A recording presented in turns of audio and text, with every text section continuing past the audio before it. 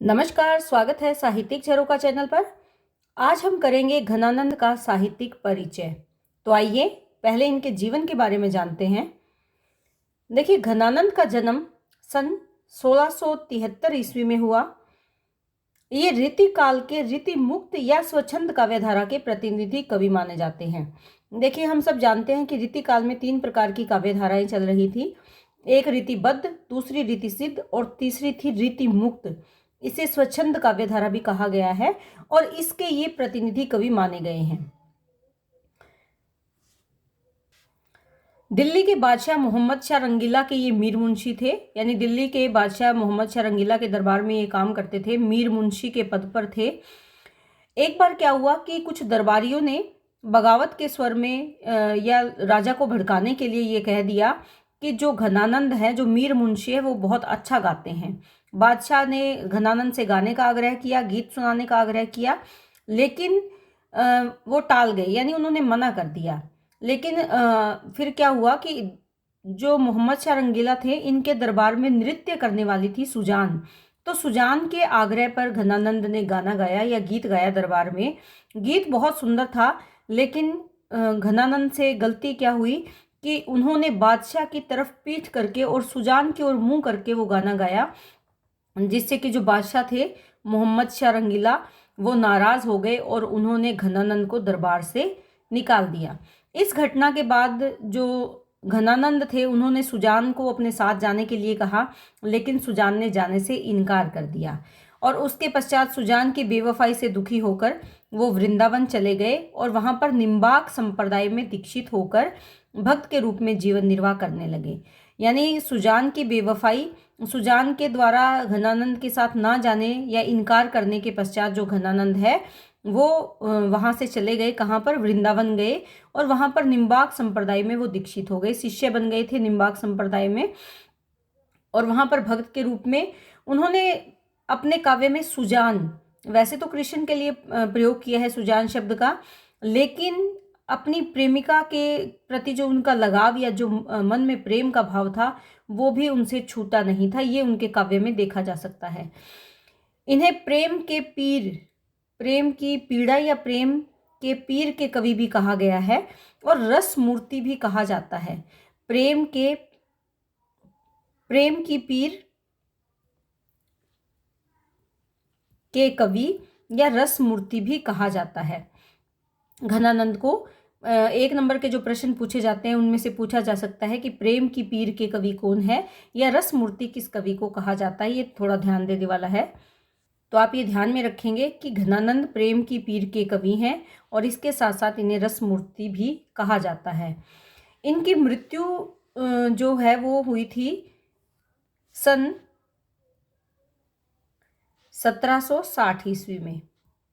ये आप ध्यान में रखेंगे, मृत्यु सन 1760 ईस्वी में हुई। ऐसा माना जाता है कि जब अहमद शाह अब्दाली ने आक्रमण किया था, तो मथुरा पर जब आक्रमण किया तो वहाँ पर किसी ने बताया कि यहाँ पर मोहम्मद शाह रंगीला के जो बादशाह हैं उनके मीर मुंशी रहते हैं घनानंद। तो उनके जो सैनिक थे वो घनानंद को वहाँ पर उन्होंने घनानंद को मार डाला था। तो अब्दाली के आक्रमण के दौरान घनानंद मारे गए थे, मथुरा में उनकी मृत्यु हुई थी। कब हुई? 1760 ईस्वी में। इसके बाद अगर इनकी काव्य रचनाओं की बात करें तो इन्होंने अनेक काव्य रचनाएं की, लगभग इसकी संख्या 41 मानी गई हैं, जिसमें से प्रमुख रचनाओं का मैंने यहाँ पर नाम डाला है, जैसे प्रेम पत्रिका है, सुजान हित है, भावना प्रकाश है, वृंदावन मुद्रा है, रस वसंत है, वियोगी वेली है, ये वियोग वेली, यमुना यश है, प्रेम सरोवर है, गोकुल गीत है, ब्रज विलास, ब्रज व्यवहार, अष्टक पदावली। ये इनकी कुछ प्रमुख रचनाएं हैं। कुछ अलग अलग किताबों में कुछ और भी मिल जाएंगी आपको, लेकिन यहाँ से जो प्रमुख रचनाएं उनके नाम आप याद कर सकते हैं इनके साहित्यिक परिचय के लिए। अब बात करते हैं इनकी काव्यगत विशेषताओं की। देखिए, इनका जो काव्य है वो सहज काव्य है, स्वाभाविक मन के भावों को इन्होंने अभिव्यक्त किया है। कारण क्या है कि ये स्वच्छंद काव्यधारा के कवि हैं, यानी रीति मुक्त काव्यधारा के कवि हैं। और रीति मुक्त काव्यधारा के जो कवि हैं वो किसी परिपाटी से बंधे हुए कवि नहीं हैं। उन्होंने किसी राजा को प्रसन्न करने के लिए अपने भाव व्यक्त नहीं किए, किसी दरबार में धन प्राप्ति के लिए उन्होंने काव्य की रचना नहीं की, बल्कि अपने व्यक्तिगत स्वच्छंद भावों को अभिव्यक्त करने के लिए अपने काव्य की रचना की है। तो इसमें सबसे पहला जो हम यहाँ पॉइंट ले रहे हैं वो है प्रेम की सहज अभिव्यक्ति। क्यों? क्योंकि इनका जो प्रेम था वो व्यक्तिगत प्रेम है। जो सुजान है उससे वो मन से प्रेम करते हैं, इसीलिए इनके प्रेम के भावों की इन्होंने सहज अभिव्यक्ति अपने काव्य के माध्यम से की है। इनका जो प्रेम चित्रण है वो बहुत ही सहज सरल है, उसमें किसी प्रकार का दुराव छिपाव या बनावट के शब्दों का उन्होंने प्रयोग नहीं किया। यानी इनके भाव सहज और सरल हैं, स्पष्ट हैं, वहाँ पर बनावटीपन नहीं है। बनावटी की ज़रूरत इन्हें तब पड़ती जब ये दरबार में रहकर राजा को प्रसन्न करने का प्रयास करते। इन्होंने अपनी जो प्रेमिका थी सुजान, उसके प्रति भाव व्यक्त किए हैं, तो इसमें बनावट का कहीं कोई स्थान नहीं है। इनका जो काव्य धारा है उसमें लगभग संपूर्ण काव्य में उन्होंने सुजान के लिए काव्य की रचना की है या सुजान को संबोधित किया है। और इस प्रेम भाव में जहाँ सहज अभिव्यक्ति है उसमें इन्होंने अपने सुख दुख का वर्णन भी किया है। विशेषकर जो व्यथापूर्ण इनके प्रेम के भाव हैं उनको भी सहज रूप से अभिव्यक्त इन्होंने किया है। दूसरा हमारा जो पॉइंट है उदात्त सौंदर्य वर्णन। उदात्त यानी उच्च भावनाओं से परिपूर्ण। देखिए, माना कि इन्होंने सुजान से धोखा खाया था, लेकिन फिर भी सुजान के प्रति इनके मन में किसी प्रकार का द्वेष नहीं है, किसी प्रकार का ऐसा भाव नहीं है, सुजान के प्रति विरोधी भाव नहीं है। इसीलिए इनका जो प्रेम भाव है वो उदात्त सौंदर्य का वर्णन है। जो भी सौंदर्य का वर्णन किया उसमें कहीं भी अश्लीलता नहीं है। जो रीतिकाल की खास विशेषता है, इंद्रिय वासनाओं से ग्रसित जो रीतिकालीन काव्य है उससे ये अलग है। कारण क्योंकि इनकी जो नायिका है वो कोई कल्पित नायिका नहीं है, या किसी दरबारी राजा को प्रसन्न करने के लिए जिस नायिका का चयन किया वो नायिका नहीं है।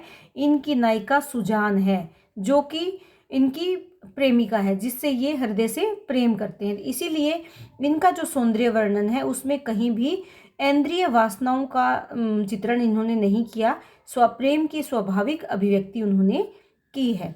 इसके बाद आता है तीसरा जो पॉइंट है वो है भक्ति भावना।